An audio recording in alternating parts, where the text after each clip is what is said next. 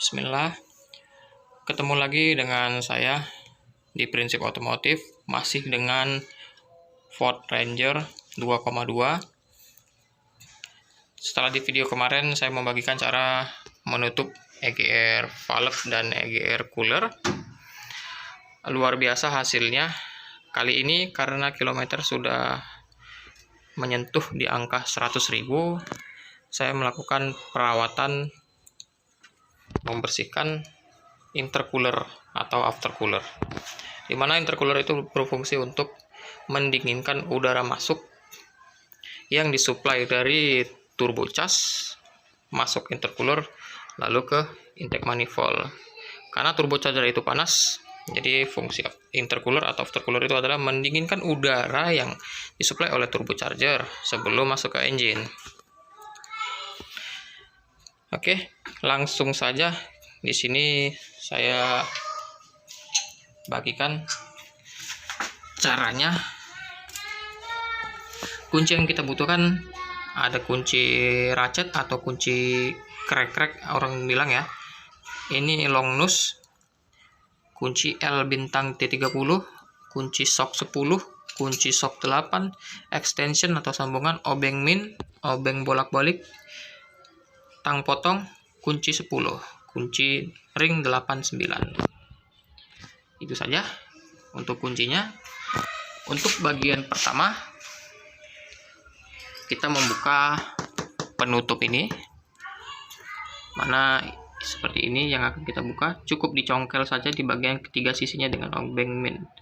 Setelah tercongkel seperti ini, ditarik, lalu keluarkan penutupnya.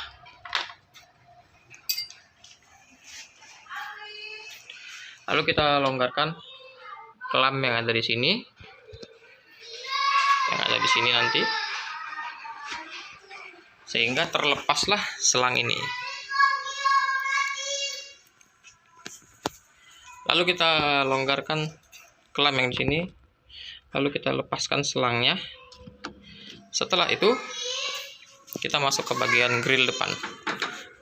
Kita buka pengancing ini dengan obeng min sisi kanan kiri. Setelah itu kita buka. Di sini nanti teman-teman akan menemukan pengait yang sama, hanya saja dia modelnya seperti obeng. Saya tunjukkan. Nah, ini yang sangat susah karena posisi sangat sempit. Ini alhamdulillah bisa terbuka. Kalau kalian frustasi, gunakan tang potong untuk memotongnya. Tapi memotongnya seperti ini ya, potong saja kepalanya, jadi nanti ini masih bisa kita gunakan.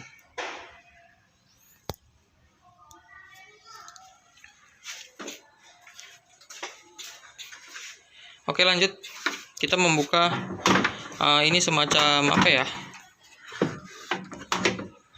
pengarah. Kalau saya bilang sih ini mungkin pengarah angin, yang mana bautnya itu ada di bagian sini. Di sini ada 2 baut, dan di bagian bawah yang ini.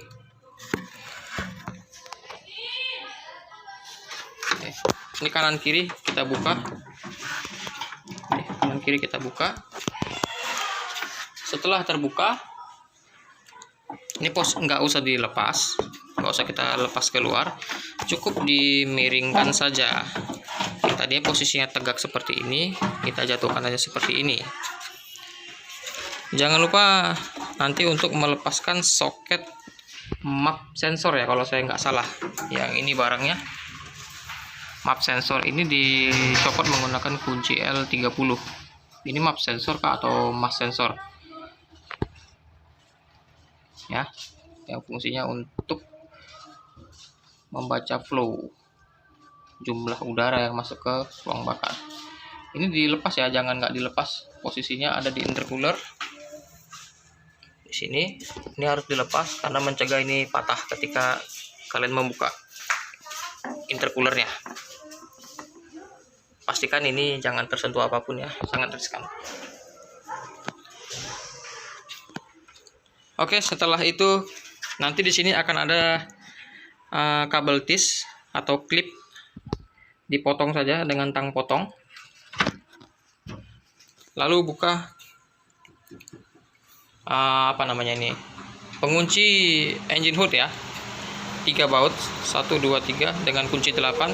Setelah dilepas, dicantolin seperti ini, jadi nggak usah dilepas. Nah, ini saya melakukannya sendiri, sedikit sulit karena satu sisi kita harus mengangkat intercoolernya ke atas, tapi grill ini harus sedikit ditarik seperti ini. Jadi alangkah lebih baik 2 orang untuk menarik grillnya seperti ini dengan posisi apa ini ya, deflekta kah atau apakah ini namanya? Kalau saya lihat fungsinya seperti pengarah angin yang masuk dari lubang sini ya, untuk ke arah roda atau kemana kasih. Oke, lanjut aja. Jadi kita miringin, ini posisinya kita miringin juga. Namun kalau yang sebelah kanan ya, sebelah kanan mobil, dia miringnya hanya bisa seperti ini. Jadi nanti ini dibantu tangan seperti ini. Lalu kita angkat ke atas perlahan-lahan, posisinya seperti ini. Diangkat seperti ini, nanti kita angkat seperti ini. Lalu ditarik.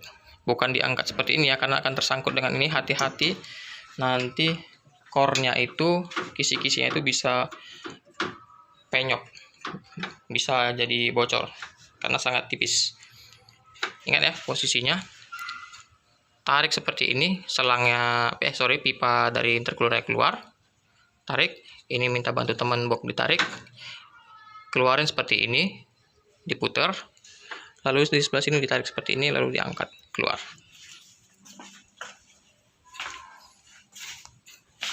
Ini posisi intercoolernya. Ini yang saya bilang tadi ya, tarik lalu diangkat seperti ini. Nah, begitu. Nah, tadi ini intercoolernya sudah saya coba tiriskan. Ditiriskan seperti ini. Tujuannya saya mau melihat apakah di dalam ini banyak oli. Karena selama ini saya menggunakan oli yang full sintetis. Seharusnya sih kalau pakai oli full sintetis, penguapan oli yang dihisap oleh mesin lagi tidak terlalu banyak. Ya kita lihat aja sendiri.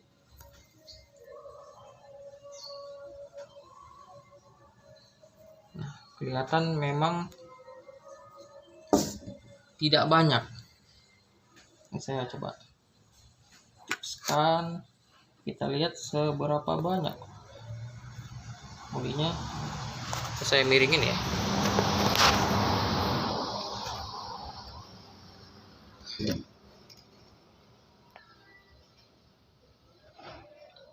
Nah, itu kelihatan ada yang mengalir.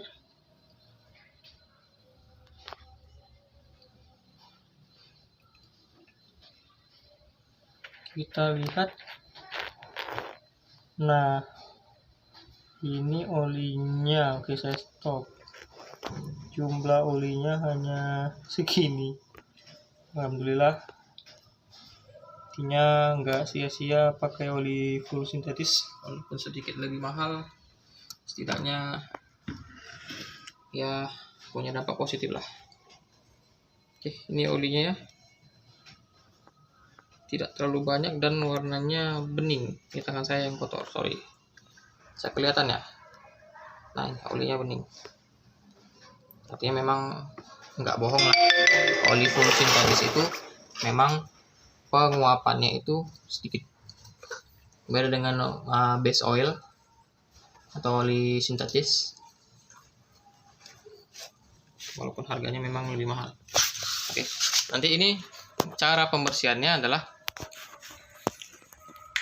saya akan merendamnya dengan air sabun dulu ya, bertahap. Pertama nanti akan saya masukin dengan air sabun, saya biarin. Lalu nanti saya tembak dengan air yang mengalir saja. Nanti kita lihat bagaimana kondisi kotoran di dalam.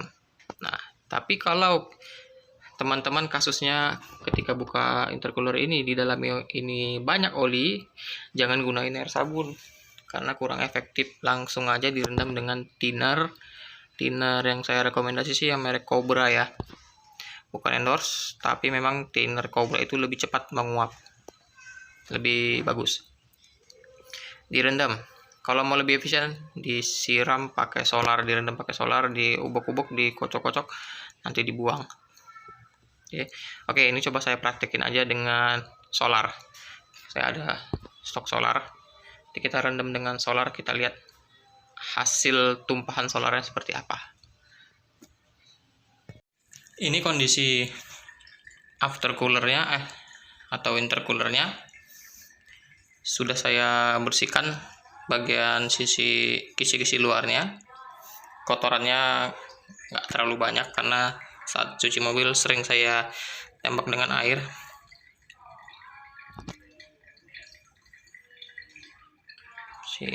Bersih. Dan ini di dalam ini tadi saya memutuskan karena olinya tidak terlalu banyak, hanya beberapa tetes ya. Saya menggunakan air sabun, pakai sabun telepon, saya rendam kurang lebih 1 jam, saya buang. Hasilnya ya air sabun. Lalu saya masukkan thinner yang ini ya, saya bilang yang Cobra karena ini yang menurut saya yang bagus. Saya masukin thinner lalu saya obok-obok, jangan terlalu banyak. Setelah saya obok-obok, saya isi dengan air agar penuh. Nah, ini kondisi dalamnya ya, jadi ada endapan-endapan dari uap oli itu luntur. Sekarang kita lihat, ini akan saya buang.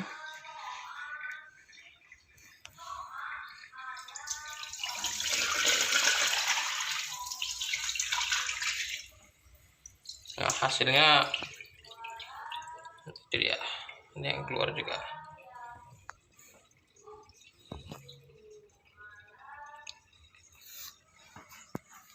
Ada kotoran-kotoran oli, tapi tidak terlalu banyak. Dan ini kondisi mobil, kilometernya sudah 100.000. Coba masukin selang, kita cek.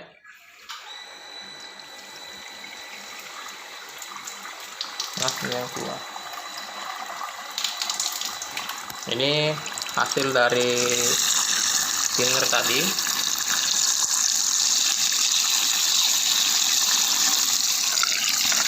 Thinner yang kita obok-obok lalu kita campur dengan air. Itu keluar kotorannya.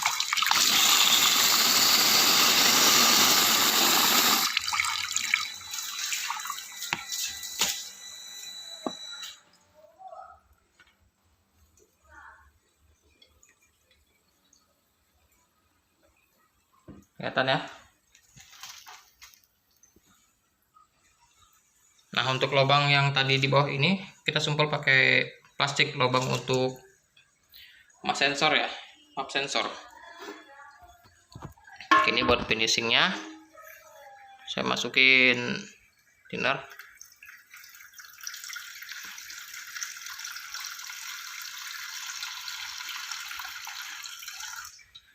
Buat finishing nanti setelah dimasukin thinner, jangan dimasukin air lagi supaya kering. Oke, saya obok sebentar. Ini sudah saya masukin thinner. Ini murni thinner, tidak ada kita campur dengan air. Buat finishing ngilangin air dan sisa endapan yang ada di dalam. Nah, hasilnya.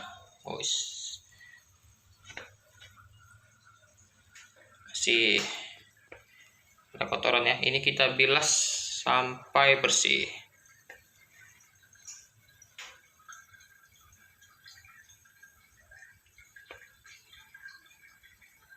Oke, ini kita bilas lagi.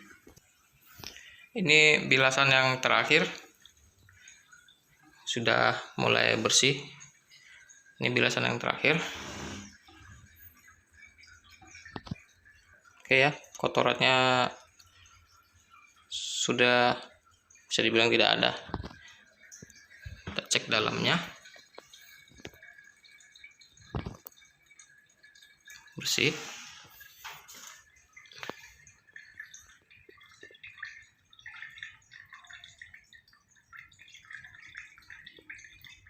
Oke, bersih ya.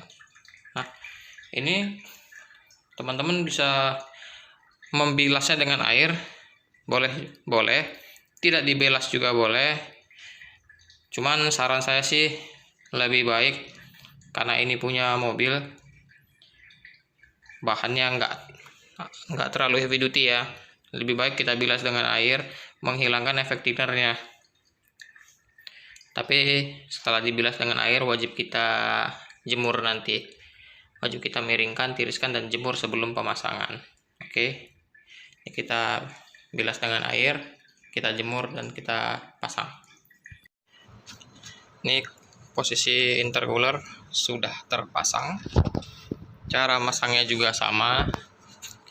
Masukin dulu yang sebelah sini, ditegakin seperti ini, masuk, lalu direbahin miring seperti ini. Seperti itu ya, ini dibantu ditarik. Gua orang lebih gampang nih, tapi saya sendiri. Jadi harus pelan-pelan, sabar, jangan dipaksa. Kalau ada nyangkut, jangan dipaksa karena ini bahannya tipis, bisa bocor. Sebelum pemasangan ini kedua lubangnya saya tutup pakai plastik karena kondisi sudah bersih, agar saat kita menyeting-nyeting posisinya tidak ada kotoran masuk. Ini tahap selanjutnya kita lengkapi. Ini kondisi intercooler sudah kita pasang semua, termasuk sensor ini ya. Sorry ya, tadi ini ternyata bukan map atau map sensor, tetapi ini adalah sensor temperatur sepertinya, karena di sini ada sensor untuk mass airflow-nya. Jadi ini pasti temperatur karena cuma 2 kabel. Jadi setelah kita rakit, semuanya dirakit kecuali selang yang ini ya. Ini jangan kita rakit dulu. Kenapa? Karena kan pasti walaupun tadi kita jemur, ya sedikit banyak pasti ada sisa air. Ini kita hidupin dengan kondisi ini terbuka. Jadi biar airnya itu terbuang dulu. Tapi kita pastiin di sini nggak ada sesuatu yang kemungkinan bisa kesedot ya. Oke, kita coba hidupin. Mohon maaf, tadi ternyata waktu saya hidupin dengan kondisi selang belum terpasang, kameranya nggak kerekam. Ternyata saya ngomong-ngomong ternyata kameranya tidak terekam, mungkin terpijit. Sorry, tapi ini sekarang kondisi sudah selesai. Jadi ya ini saya tunjukin aja untuk kondisi EGR nya seperti yang saya bilang tadi. Nah, kelihatannya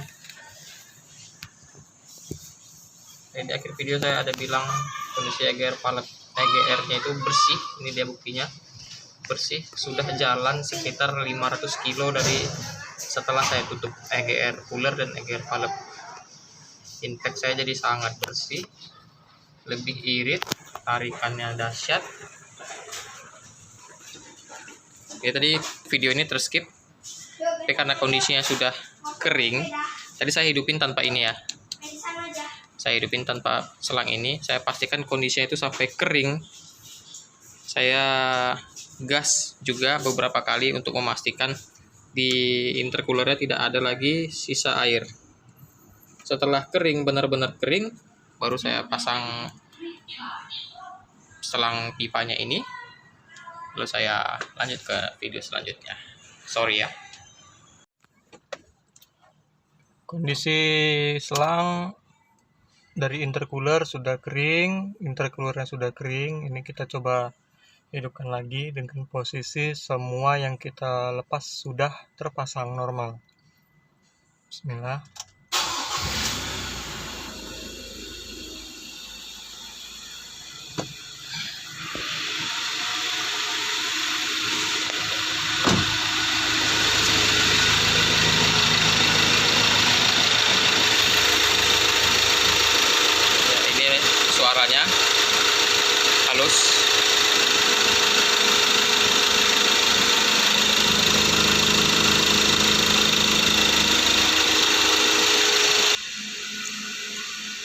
mengenai air yang ada di intercooler tadi, jangan ditoleransi ya, karena bisa menyebabkan komponen dari valve mekanisme itu jadi berkarat dan usianya jadi prematur nanti. Jadi kita pastikan benar-benar kering. Kita cek tes suaranya.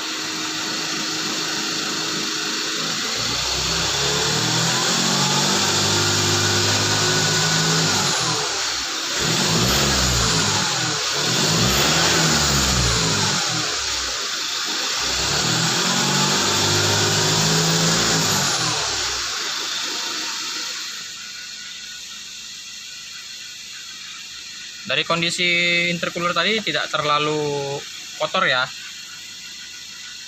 padahal sudah 100.000 km lebih. Mungkin memang karena kondisi oli yang kita gunakan itu full sintetis, bukan yang base oil atau synthetic oil. Kelihatan ya, artinya ada plus minusnya lah.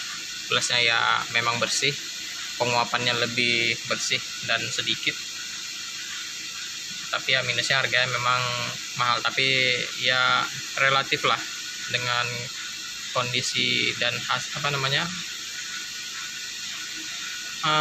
hasil yang diberikannya.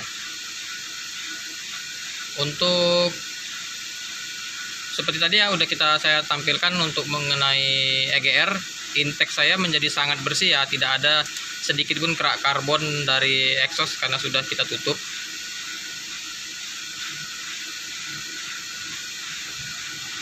Untuk dampaknya ya, EGR kita bersihin, intercooler kita sudah bersihin, ya mudah-mudahan kondisi mesinnya jadi lebih awet dan tenaganya tetap prima, tetap kondisi normal. Nextnya saya akan coba buatkan video untuk purging ya, purging injektor menggunakan chemical. Nanti jika ada waktu saya akan purging injektornya sendiri, nanti akan saya bagikan, karena mengingat mobil ini sudah menyentuh 100.000 km, jadi beberapa perawatan harus dilaksanakan. Sorry jika videonya bolak-balik kanan ke kiri, atas bawah, harap dimaklumi karena kita nggak punya kameramen, hanya sharing pribadi. Semoga videonya bermanfaat bagi yang membutuhkan. Kalau tidak bermanfaat dan tidak ada gunanya dilihat, ya mohon maaf, jangan dicaci, karena saya hanya ingin berbagi. Semoga bisa membantu sesama bagi kita. Oke, salam bagi saya. Assalamualaikum warahmatullahi wabarakatuh.